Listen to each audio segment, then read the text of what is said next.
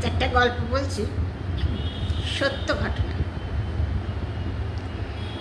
কাদরি সাহেবের গল্প। ওনার নাম ছিল গোলাম মোহাম্মদ কাদরি। অপূর্ব মানুষ। উনি একটা খুব বড় কোম্পানিতে কাজ করতেন। 47 সালে যখন ভারত পাকিস্তান আলাদা হলো, তখন ওনার নিজের ভাই বোন আত্মীয় স্বজন সব পাকিস্তানে চলে গেল। তখন ওনার বস জিজ্ঞেস করলো, কি কাদরি, তুমি যাবে না?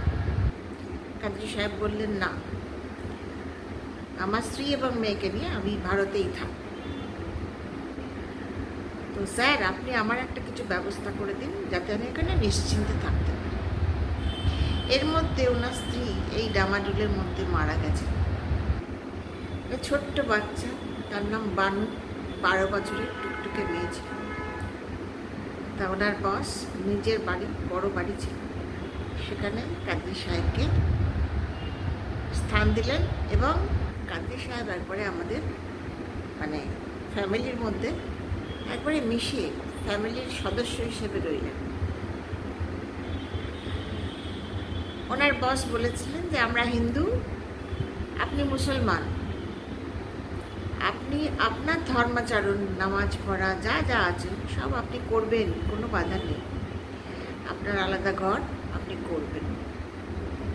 এর মধ্যে বানুও তো মারা গেল, ম্যারেঞ্জাইটিস।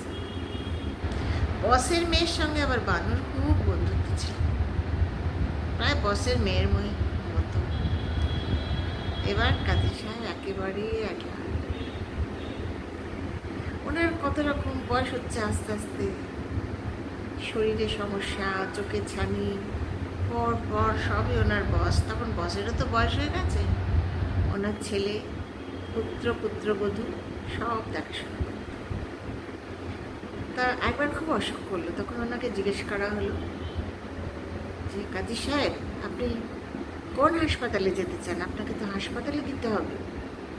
উনি বললেন, তোমাদের যা ইচ্ছে। সবসময় উনি এটা বলতেন যে তোমাদের যা ইচ্ছে, যেটা সুবিধে হয়।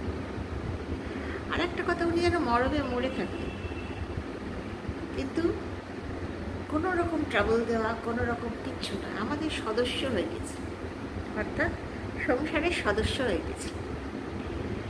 ইসলামিয়া হসপিটালে ওনাকে দেওয়া হলো। যখন প্রায় মৃতপ্রায় 25-30 বছর ছিলেন সঙ্গে, মৃতপ্রায়, তখন জিজ্ঞাসা করা হলো যে আপনার শেষ ইচ্ছা কিছু আছে, বলুন। বললো, হ্যাঁ, বসের ছেলেকে ডেকে দাও। বসের তখন আর ক্ষমতা নেই যাওয়ার।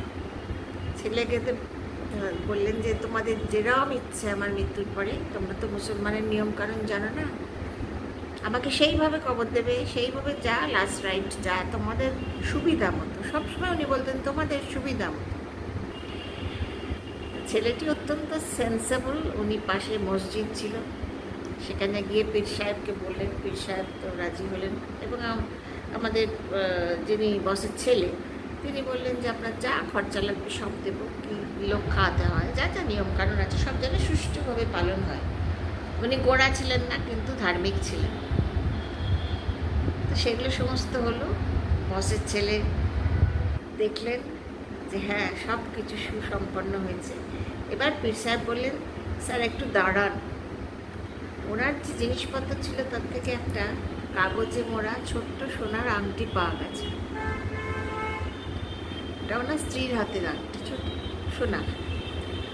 উনি বললেন, তাতে লেখা রয়েছে যে আমার শেষ ইচ্ছা, আমার তো কেউ নেই, বৌদিকে এটা দিও। বৌদি হচ্ছে বসের ছেলে, এত সভ্যভদ্র ছিলেন, বলতেন বৌদিকে এটা দিও। বৌদি তো মেয়ের বয়সী, সেটা দিয়ে গেলেন। তাই বলি, মনুষ্যত্ব কাকে বলে? এত ধর্ম নিয়ে বিবাদ, এত ঝঞ্ঝাট ঝামেলা, কিন্তু দেখুন একটা মানুষ অন্য ধর্মে 25 বছর ছিলেন, কি 30 বছর হতে পারে।